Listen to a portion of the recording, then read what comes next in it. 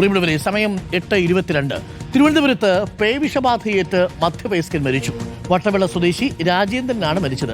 ഓടിക്കൊണ്ടിരുന്ന ആംബുലൻസിൽ വെച്ച് ജീവനക്കാരെ ആക്രമിച്ച ശേഷം രാജേന്ദ്രൻ ഇറങ്ങി ഓടിയിരുന്നു. പിന്നാലെ ഇഞ്ചക്കൽ ബൈപ്പാസിന് സമീപത്ത് നിന്ന് മൃതദേഹം കണ്ടെത്തുകയായിരുന്നു. രാജേന്ദ്രൻ വെള്ളം കണ്ടാൽ ഭയപ്പെടുന്നത് ശ്രദ്ധയിൽപ്പെട്ട നാട്ടുകാരാണ് 108 ആംബുലൻസിനെ വിവരമറിയിച്ചത്. ഗോകുൽനാഥ് ഇഞ്ചക്കലിലുണ്ട്. ഗോകുലെ, good morning Gokul. Once again, ഇപ്പോൾ ഇത് വല്ലാത്തൊരു ആശങ്കപ്പെടുത്തുന്ന വാർത്തയാണ്. ഇയാൾ ഈ ആംബുലൻസിൽ ഉണ്ടായിരുന്നവരെ കൂടി ആക്രമിച്ചു എന്നാണ് പറയുന്നത്. അവരിനിയിപ്പോൾ വാക്സിൻ എടുക്കേണ്ടി വരുമോ? എന്താണ് ഇതെപ്പോഴാണ് ഇയാളെ ഈ നായ കടിച്ച വിവരമൊന്നും പുള്ളി തിരിച്ചറിഞ്ഞില്ലേ? അതോ അതിന് ചികിത്സ തേടാതെയാണോ ഇങ്ങനെ പേവിഷബാധ ഏൽക്കുന്നൊരു സാഹചര്യം ഉണ്ടായതും ഇപ്പോൾ മരണമടയുന്നതും? ഗൂഗിൾ.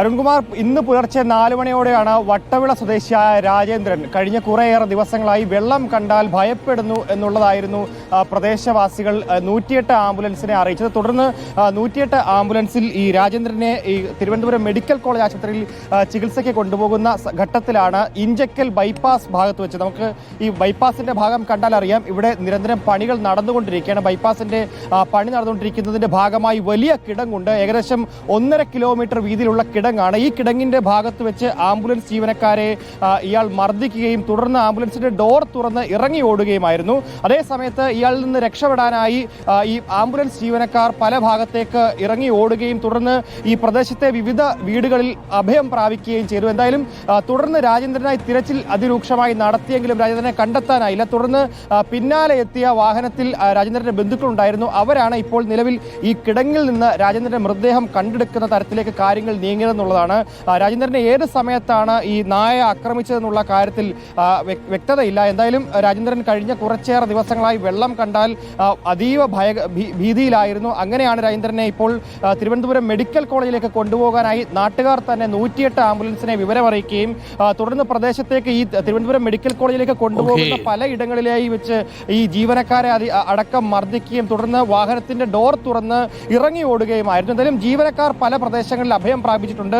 ഇപ്പോഴും അവർ ആ ഭീതിയിൽ നിന്ന് വിട്ടുമാറിയിട്ടില്ല. ഏതായാലും ഇത് പേവിഷബാധയാണോ എന്ന് സ്ഥിരീകരിക്കേണ്ടതുണ്ട്. അതിന്റെ ഭാഗമായി ഇവിടെ നിന്ന് ഈ മൃതദേഹം ഇപ്പോൾ തിരുവനന്തപുരം മെഡിക്കൽ കോളേജ് ആശുപത്രിയിലേക്ക് മാറ്റിയിരിക്കുകയാണ്. നമുക്ക് ഈ ദൃശ്യങ്ങളിൽ നിന്ന് ചില കാര്യങ്ങൾ വ്യക്തമാണ്. വളരെ വലിയ കിടങ്ങാണ്. ആ കിടങ്ങിന് ഉള്ളിലേക്ക് താഴ്ചയിലേക്ക് ഈ മൃതദേഹം ഇയാൾ ചാടി എന്നുള്ളതാണ്. ഇപ്പോൾ രാജേന്ദ്രന്റെ മൃതദേഹം ഇപ്പോൾ തിരുവനന്തപുരം മെഡിക്കൽ കോളേജ് ആശുപത്രിയിലേക്ക് ഇവിടെ നിന്ന് ഒരു അല്പനിമിഷം മുൻപാണ് കൊണ്ടുപോയിട്ടുള്ളത്. എന്തായാലും 108 ആംബുലൻസിലുള്ളവർ പറയുന്ന വിവരമനുസരിച്ച് ഇത് പേവിഷബാധയാണെന്നുള്ളതാണ് അവരുടെ പ്രാഥമിക നിഗമനം. കാരണം വെള്ളം കണ്ടാൽ അമിതമായി ഭയക്കുന്നുണ്ടായിരുന്നു, മാത്രമല്ല അക്രമാസക്തനായിരുന്നു.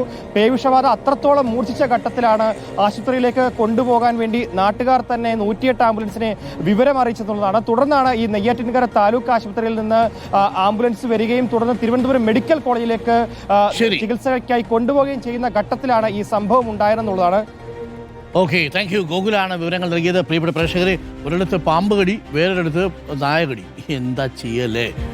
അതിനിടയിലാണ് ഇതിപ്പോൾ വാക്സിൻ എടുക്കാതെ പോയതുകൊണ്ടായിരിക്കും അദ്ദേഹത്തിന് ഇത് സംഭവിച്ചിട്ടുണ്ടാവുക. പക്ഷേ ആ സമയത്ത് ആക്രമിച്ച മനുഷ്യരുണ്ടല്ലോ, അവരുടെ ദേഹത്തേക്ക് ഏതെങ്കിലും തരത്തിൽ ഇദ്ദേഹത്തിൻ്റെ സലൈവയൊക്കെ വീണിട്ടുണ്ടെങ്കിൽ അവരും വാക്സിൻ എടുക്കേണ്ടി വരുന്നൊരു സാഹചര്യമാണ്. ഈ മരണത്തിൽ ഏറ്റവും ദുസ്സഹമായ മരണം ഏതാണ്? നമ്മൾ MTയുടെ നോവലിലൊക്കെ കാണുന്നില്ലേ? യഥാർത്ഥത്തിൽ അത് ഈ പേവിഷബാധയേറ്റുള്ള മരണമാണ്. വല്ലാത്തൊരു മരണം. അത് കണ്ടുകൊണ്ടിരിക്കാൻ പോലും പറ്റില്ല എന്നുള്ളതാണ്. അവിടെയും സംഭവിച്ചിരിക്കുന്നത് തന്നെയാണ്. അപ്പോൾ എത്രമാത്രം ബുദ്ധിമുട്ടിയിട്ടുണ്ടാവും അയാൾ എന്നുള്ളതാണ്.